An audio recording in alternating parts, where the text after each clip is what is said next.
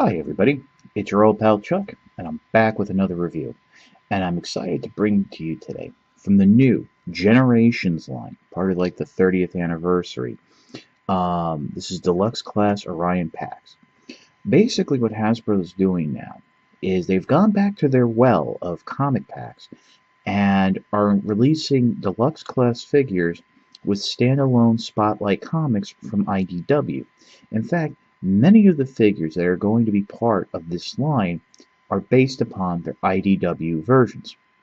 Now, like I mentioned, this is Orion Pax, and this is actually, if I'm not mistaken, his first mainline retail release. There was a Orion Pax figure about 10 years ago as an eHobby exclusive. He was a repaint of the just released Transformers collection, the book box reissues, Target Master Cup, and the Target Master was repainted as Dion. But that was it, and I actually have that figure, and from the neck down it looks really good, but from the neck up it's Cup's head just done up in blue. But now this Orion Pax is a little bit different. Unlike the original Orion Pax, who was just a young, hip, with it Cybertronian who just, worked for a living, this guy is a bit more of a warrior and a soldier in the Cybertronian army, who will eventually become Optimus Prime. And this is where they take their color cues from. The original Orion Pax was a lot lighter in blue and a lighter in red, whereas this figure has the more traditional shades of red and blue for Optimus Prime. It is a futuristic truck. A lot of people are already saying that this should be repainted into Cup, and I must agree with them. Does have this nice Autobot logo right here. I'm not sure if you guys can see that right there in the windshield. The clear windshield, by the way, with some nice tech details. Other than that, for his accessories, and this is where I have a little bit of a problem, not just with this figure, but with the figures that are coming out and have already come out. There's no real weapon storage, and I think Hasbro and Takara were perfecting the idea of weapon storage. First, what we have is a simplified version of what will eventually become Prime's Ion Blaster. As you can see, the general shape is there. It's just a little smaller. And then next, we have this really awesome looking War Axe. It can actually be held two-handed. It's really nice, solid.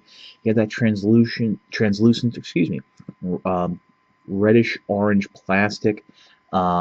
This can be used with your Warfs for Cybertron Foes, Cybertron Prime. It's really a nice looking figure. And basically, as I said, the truck is predominantly the traditional red and blue. Has some silver detailing on the side, and you have these R panels on the back. One thing that will lend this to being repainted is that these panels are removable.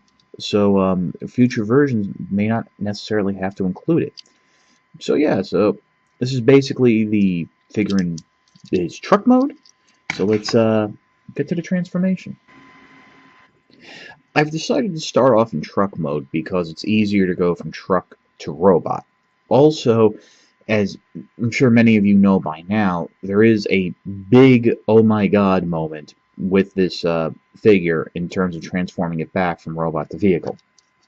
But I'll point that out when we get there, even though I'm sure you already know what I'm talking about.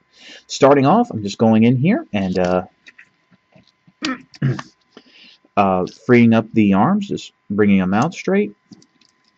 Next, what we're going to do is we're going to come into the front, bring up this front end, the grill, separate the front and the sides, and just flip that all the way around down the back, and it will peg into place by the wheels. What you don't want to bring this out straight. You actually want to bring it out curved so it can peg in, which is fine because really it's going to fold up anyway. And then what you want to do is, since the arms are already separated, you can just bring that up a little, and then just go ahead and peg these sides into place, and the whole front of the car just basically formed his leg armor and stuff. Then what you do is come in underneath here, bring down the feet, rotate them around. You can just it's all on ball joints there, very nice. Go ahead, separate them so you can have some clearance to spin the feet around. And, it's one of those things where, once we're done, we can adjust that to taste. Next, what you want to do is rotate everything around. So you basically have the front cab here facing the tips of the toes. Go ahead, bring the wheels back ever so slightly. And then proceed to separate the arms. Now, they are on double joints, so really what you're going to do is try to bring them down, and then they're supposed to peg into what I guess you can say were the windshields on right here, but really I think they're just like pegs that happen to be there, and they sit okay, not wonderfully. The next step is, and this is basically the oh my god moment, is you're going to collapse. There's like a double hinge here. Let me see if I can show you. Right here, a double hinge that basically you're going to collapse down. And it's going to snap into place quite nicely. Oh, I got it all in one shot.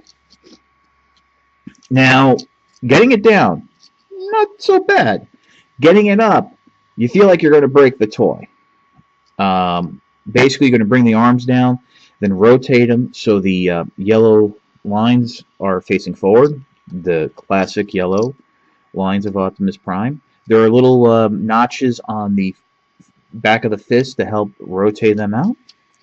And then finally, we're going to go ahead, do a little tab right here, flip that back, and then bring up the head. I think right after that whole chest assembly, getting the head back down is another oh my god moment, because again, it all snaps in nice and tight, and it's those kind of loud, scary snaps that kind of like makes you think you're going to break the figure.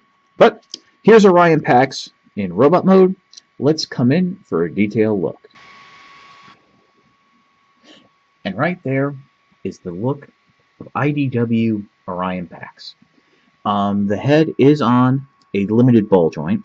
I say limited because of this panel in the back will make it somewhat difficult to move things around. As you can see, it basically does have that classic Optimus Prime look, just missing the faceplate. No new colors are really shown in this mode. You do have like little yellow highlights here for lights that were on the front of the cab. You have some of the more traditional Optimus Prime stylings, the yellow along the waist. In fact, from this point on, you could almost say this is an Optimus Prime figure just by going with the styling. So yeah, so really, you have the yellow, and that's about it. But yep, that's it for the styling. And now let's do a little articulation. Like I said, a limited ball joint, pin and socket shoulders that give you a nice wide range of movement. Single jointed elbows that do rotate at the bicep, lots of range in the arms. The hands do swivel, which I am very happy about. There is waist articulation, and then here you have a ball jointed hips along with a rotation at the calf, tight knee joint, about that far, a little less than 90 degrees.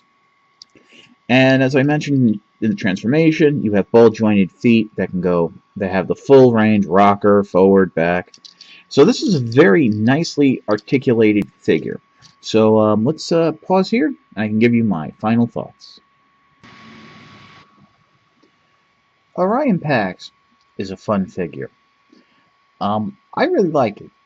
Some people would say he's the worst of Wave 1, and I have to disagree with that. I really don't think there's a bad figure in the wave. I know a lot of people have expressed concerns about the transformation, namely that chest transformation that I've mentioned, and that's actually turned them off to the figure. Other people, unfortunately, have already broken this figure because of it. As long as you're careful, I see no reason not to add Orion Pax to your collection.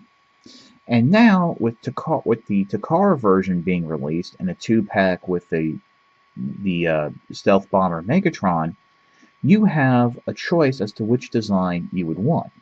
Frankly, I think the American version is a little bit better. Either way, this is probably our only chance of ever getting an Orion Pax figure. So let's enjoy it. This is your old pal Chuck. For Orion Pax, we'll see you next time.